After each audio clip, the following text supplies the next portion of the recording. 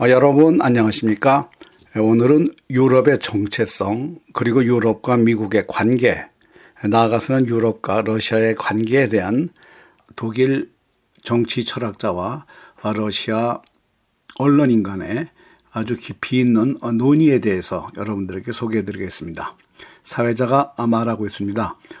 이란 전쟁에서 독일은 미국과 대립각을 세웠고 여기에 대한 반발로 미국은 독일 주둔의 미군을 감축하기 시작했다.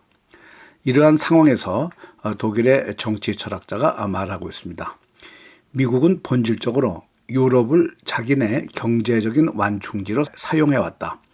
미국 경제가 침체될 때 이에 완화를 해주는 완충제로서 유럽을 이용하였지 유럽에 대한 정당한 파트너십은 없었다.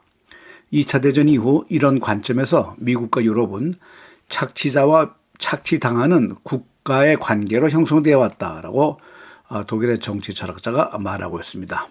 그의 저서 유럽의 엔드게임이라는 책이 있습니다. 이것은 유럽의 정치 체제가 무너지고 있는 이유에 대해서 설명하였고 그 저자가 하우케 리츠라고 합니다. 이 사람은 유럽과 러시아의 관계를 설명하였는데 이 저자는 2007년에 푸틴의 유럽과 미국에 점증하는 위협에 관한 연설에서 커다란 관심을 가지고 그 연설의 논문을 연구하는 과정에서 이 책을 발간하였다고 설명하고 있습니다. 사회자가 묻고 있습니다. 독일과 러시아 관계의 위기는 왜 발생하였는가? 그리고 더 많은 글로벌 갈등은 동서에서 발생하였고 왜 냉전은 계속되고 있는가? 베를린 장벽이 무너진 후 왜 유럽은 러시아와 연합적인 유럽을 건설하지 못했는가? 포르투갈의 리스본에서 블라디보스톡에 이르는 대유라시아 연합의 통합은 모두에게 유익했을 것이다. 이것은 동서유럽의 대통합을 의미하는 것인데 그러나 지금 상황은 반대로 유럽과 러시아는 2030년에는 대전쟁을 하는 것으로 상황이 악화되고 있다. 그 이유는 어디에서 발생했나? 이러한 대립 구조는 정말로 바꿀 수 없는 것인가? 라고 사회자가 묻고 있습니다. 그러자 이 저자는 말하고 있습니다. 독일을 포함한 유럽과 러시아는 왜 화해할 수 없는가? 그렇게 묻자 독일을 포함한 유럽과 러시아는 현재 화해할 수 없는 단계에 이르렀다.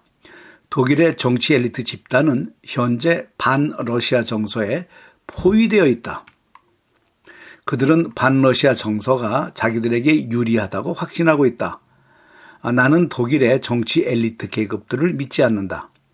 만일 러시아에서 슈레더를 대화의 상대로 지명했다면 그것 자체로 현 독일의 정치 엘리트들에게는 그것이 커다란 스트레스가 될 것이다 라고 이 저자는 말하고 있습니다. 그는 현 독일의 정치 엘리트 체제를 비판하면서 유럽연합도 비난하고 있습니다. 그의 말을 인정하게 되면 현 독일 정치 엘리트들은 그들의 실수를 인정해야 할 것이다 라고 말하고 있습니다. 슈레더의 부활은 기존 독일 정치 세력들에게는 그들의 과오를 공개해야 할 처지에 놓이게 되는 것이다. 그러므로 그들은 자기의 실수를 인정하지 않으려 할 것이다 라고 저자는 말하고 있습니다. 다시 사회자가 묻고 있습니다. 아주 여러 번에 걸쳐서 유럽 정치인들은 2030년도가 되면 러시아와 전쟁이 불가피하다라고 말하고 있는데 이 전쟁이 유럽의 현재 정책을 완성하는 유일한 길인가라고 사회자가 묻고 있습니다. 그러자 이 저자는 대답하고 있습니다. 유럽의 통일된 프로젝트는 이제 재정립되고 있다. 변경된 유럽의 프로젝트는 매우 빠르게 변경되고 있다. 평화 프로젝트가 군사 프로젝트로 전환되었다. 유럽은 스스로를 유럽에 대해서 서쪽이라고 생각하고 있다. 그런 생각을 하게 되면 당연히 동쪽에 상대국이 있어야 한다. 그 동쪽이 러시아다. 이런 생각에서 유럽은 근본적인 실수를 하고 있다. 그들은 미국의 도움으로 무엇을 할 수 있는지 생각하였고 미국과의 동맹으로서 동맹을 맺음으로 유럽연합과 미국의 동맹 이런 과정에서 유럽은 본연의 사고방식과 멘탈리티를 잃어버렸다. 다시 말해 유럽의 정체성이 없어졌다. 유럽연합이 서쪽이라는 서방이라는 개념을 도입하는 순간 그들은 미국의 식민지가 되어버렸다. 유럽은 지금 미국의 정신적인 식민지 그리고 물리적인 식민지가 되었다. 동쪽에는 러시아를 대립구조로 의식하기 시작함에 따라 러시아를 적으로 삼게 되었다. 이것은 사실상 유럽의 역사를 제로화하였다. 지금의 이러한 유럽의 상황은 사실은 일어나지 말았어야 했다. 그리고 머지않아 이런 상황은 종결될 것으로 나는 생각한다. 이제 우리는 미국의 유럽에 대한 점령의 마지막 단계를 보고 있다. 유럽은 심연의 늪속으로 빠져들어갔다. 값싼 러시아의 에너지를 포기했는데 어떤 역사적 시점에서 독일의 실용주의적 사상이 값비싼 미국의 가스를 도입하는 것으로 어떻게 폐기되었는가? 다시 말해 이데올로기가 경제적 부유함을 파괴하였다. 그러한 현상은 우크라이나와의 관계에서도 보다 급속히 발전하였다.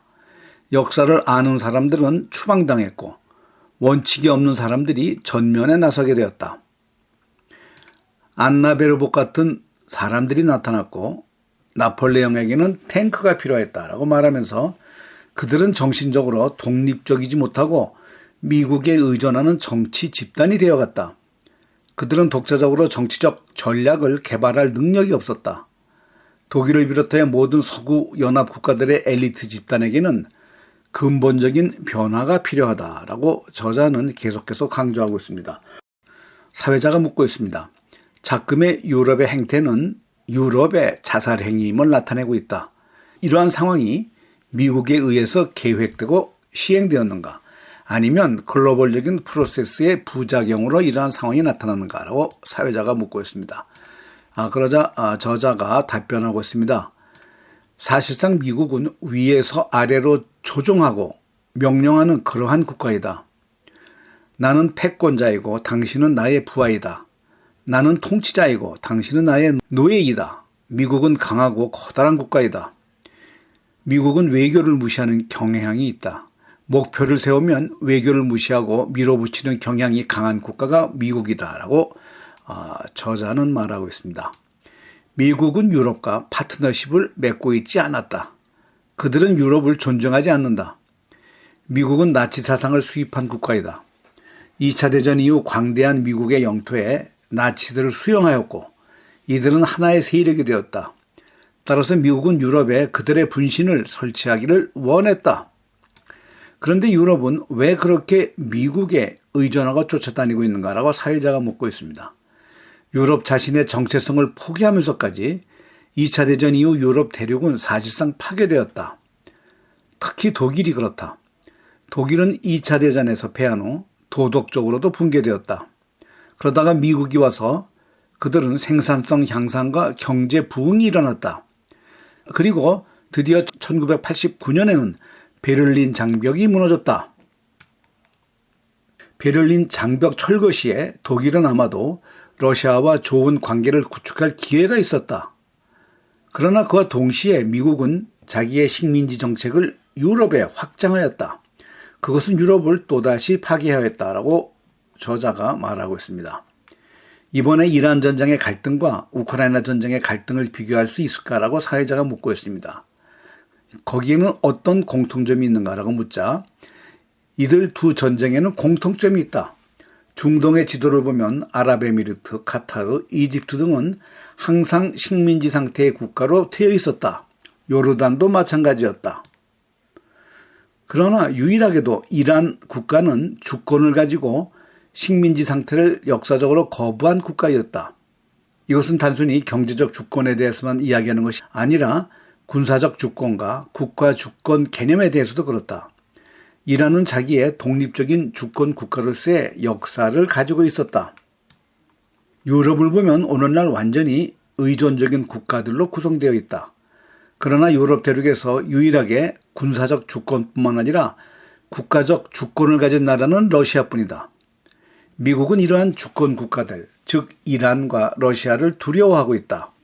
왜냐하면 이런 주권 국가들의 주권 의식이 주변의 비주권 식민지 나라들로 전파되는 것을 두려워하고 있다. 예를 들어 사우디아라비아가 이란의 주권 형태를 보고 이집트 국민들도 이란을 쳐다볼 것이다. 터키도 이란을 볼 것이다. 그리고 러시아에다 대고 질문을 할 것이다. 왜 우리나라는 그런 주권을 가지지 못하고 있는가? 유럽도 마찬가지다. 프랑스, 독일, 이태리 등에서도 주권 국가인 러시아는 눈의 가시가 되어버렸다. 따라서 식민지 국가가 된 유럽의 정치인들에게는 러시아는 증오의 대상이 되는 것이다. 유럽의 꼭두가시 정치인들에게 러시아는 거울처럼 자기들의 행태가 비춰지게 된다. 미국과 유럽은 서로 다른 두 문명체이다. 그리고 오늘날 유럽은 서구 서방이라는 용어를 사용하고 있다. 유럽은 서쪽의 국가로서 항상 동쪽의 가난함을 비판하고 조롱하였다. 미국에서는 서쪽, 서부의 개념이 없었다. 러시아와 유럽은 하나의 문명체인가? 그렇지 않은가? 라고 사회자가 묻자 저자가 대답하고 있습니다. 러시아와 유럽은 하나의 문명체이다. 그러나 복잡한 차이점은 가지고 있다. 유럽에 있어서 러시아는 하나의 걸림돌이다. 지정학적으로 그래왔다. 러시아는 과거 사회주의 국가였다. 유럽 문명의 정통성에서 약간의 차이를 느끼게 되는 대목이다. 그러나 유럽과 러시아는 공통적인 뿌리를 가지고 있다. 미국은 유럽이 러시아와 연결되는 것을 두려워하고 있다고 말하고 있는데 러시아의 방대한 자원 그리고 독일의 우수한 기술이 결합되는 것을 두려워했다. 그러면서 독일 정치인의 말을 인용하고 있습니다. 독일 정치인 사라가 말하고 있습니다. 유럽을 위해서 중동과 러시아와의 좋은 협력 관계가 요망된다. 미국은 항상 유럽이 이들과의 협력을 하는 것을 두려워했다. 러시아의 원자재와 독일의 기술, 미국은 자기 이익을 추구하는데 유럽의 이익과는 별개로 자기의 이익을 추구하였다. 미국은 원자재 전쟁으로 중동을 불안정하게 만들었다. 지금도 이란 전쟁을 통해서 그런 짓을 계속하고 있다. 이런 행동은 유럽에 영향을 끼치게 되고 유럽은 유럽의 이익에 반하는 이런 정치에 복종할 필요가 없다라고 독일의 정치인이 말하는 것을 인용하고 있습니다. 계속해서 저자가 말하고 있습니다. 하지만 지금 현실은 독일은 자기의 이익을 버리고 미국 쪽으로 다가갔다. 슈레더와 시라크 수상은 푸틴과 독일, 러시아, 프랑스의 삼각 협력 관계를 창출하려고 했다. 그들은 여러 번 만났고 그들은 유럽연합에 러시아를 포함시키는 전체 유럽연합체를 구성하려고 하였다. 유럽을 미국으로부터 독립적으로 만들려고 하였다. 유럽을 미국으로부터 독립국가로 만들려고 노르드 2 가스관 건설을 추진하였고 당시 미국은 이에 대해 즉시 반대하였다. 시라크 당시 프랑스 대통령이 말한 것을 인용하고 있습니다. 2000년 초 푸틴은 슈레더와 노르드 가스 송유관 건설에 합의했고 파리, 베를린, 모스크바에서는 여러 차례 회의도 하였다. 이것은 유럽과의 에너지 및 외교 협정에 커다란 기초를 세운 역사적 결정이었다. 그리고 이것은 다극 외교의 개념을 도입하였고 이를 강화하는 모임이었다. 추가로 미국의 일방적인 행동에 대한 유엔의 균형적인 입장을 강조하는 모임이었다. 그러면서 저자가 말을 계속하고 있습니다. 이러한 결정 이후 독일은 미국으로부터 대서양 횡단 언론 집단에 의해서 독일 정권이 흔들리기 시작했다. 그리고 2003년에는 독일 정부는 이라크 전쟁을 반대하였다. 2005년에 메르켈이 권력을 잡게 되었고 그때부터 미국과 독일은 긴밀한 관계가 형성되면서 독일은 미국의 위성국가가 되기 시작했다. 메르켈 정권은 그때부터 슈레드가 구축한 독립주권 정책을 말살하였고 모두 폐기하게 되었다. 지금에 와서 이러한 전쟁에 대해서 독일은 새롭게 무엇인가를 결정해야 할 시점에 이르렀다고 저자는 말하고 있습니다. 유럽은 스스로 구덩이에 무덤을 파고 있었다. 우크라이나의 전쟁에도 지금 참여하고 있다. 미국이 해왔던 일을 지금 유럽은 또다시 답습하고 있다. 우리 유럽 국가의 국민 등은 스스로에게 유럽이 무엇인가, 유럽의 전통과 문화를 스스로 보존할 수 있는가라고 자문을 해봐야 된다. 유럽에서 시작된 인간에 대한 휴머니즘 사상은 유럽에서 다시 살아나야 한다. 그렇지 않으면 유럽은 사라지게 된다고 저자는 말하고 있습니다. 이러한 방송 내용을 브레미아 파카드에서는 인용하면서 사회자가 다시 말하고 있습니다. 사실상 파시즘은 유럽의 식민주의 사상에서 시작되었다. 그리고 유럽은 러시아를 자기의 자리에 돌아올 기회를 주지 않았다. 그런데 이제 정말로 유럽과 러시아는 화해하고 협력할 가능성이 없는가라고 패널 참석자에게 묻고 있습니다. 그러자 패널 참석자가 대답하고 있습니다. 유럽에는 군사 블록으로 나토가 존재하고 경제 블록으로는 유럽 연합이 존재한다.